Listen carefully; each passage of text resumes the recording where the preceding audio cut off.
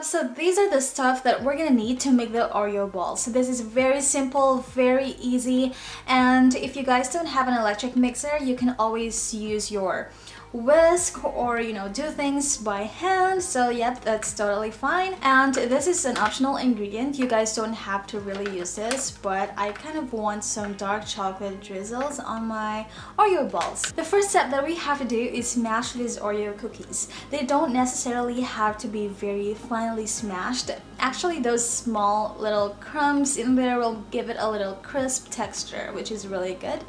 And if you guys don't have a food processor, you can always use a can or a rolling pin to smash it, and you guys can also use a Ziploc to make it easier. This time I'm going to be using a can just because I feel like it's easier to smash this with them.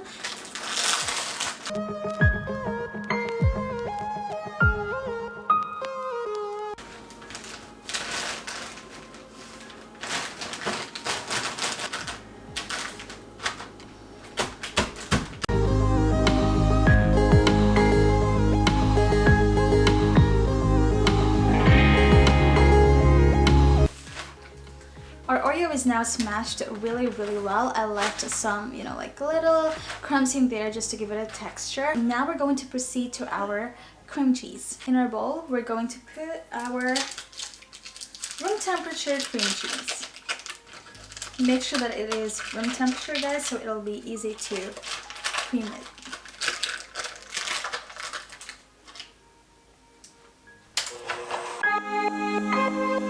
So we're done now with our cream cheese, guys. We're going to pour our Oreo crumbs in this bowl.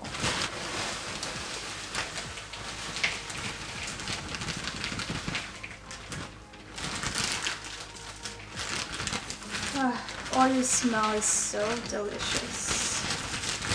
It smells like Oreo smells like heaven. Guys, I'm just gonna give it a nice mix.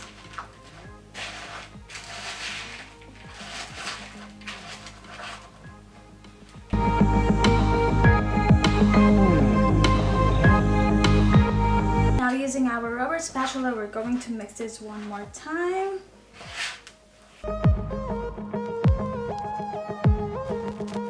Now that we are done with this step, guys, the next thing that we have to do is to roll this into small balls. I'm going to use this cup as usual, and I have my parchment paper here as well, where we're going to put all of our rolled dough.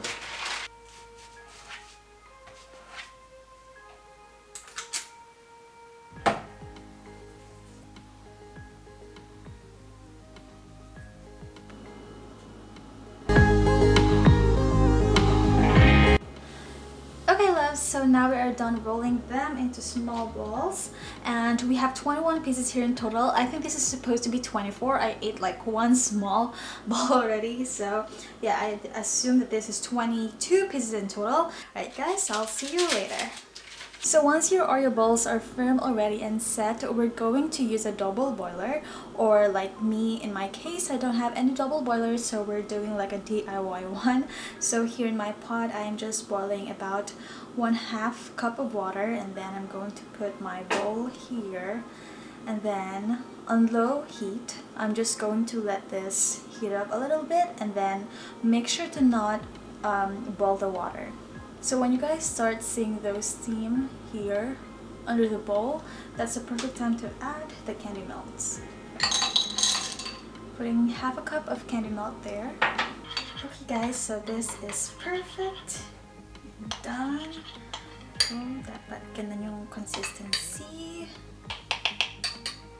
Now I'm going to add another bowl, and we're going to add some dark chocolate flavored melting wafers. This is just for coating, so I want to be putting a lot.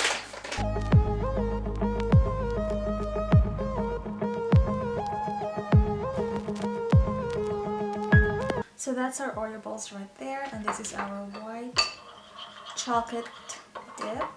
Using a toothpick or any skewer, we're going to just get one of the balls. Then just dip it here in the white chocolate Just like that, guys. And then we're going to put this here.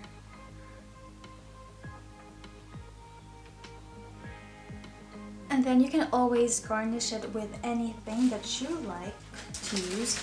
Like me, I'm gonna be using maybe 3 kinds of garnish. So first is my Oreo crumbs. Just put a little bit on top.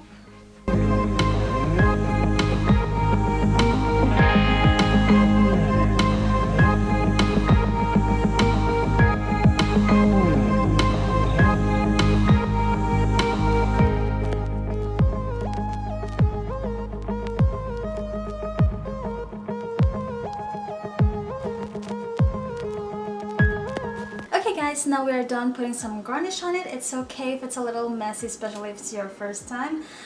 Later on when we remove this from this parchment paper, it's gonna look so much better. So I'm going to put this in the fridge again for another like 30 minutes before serving.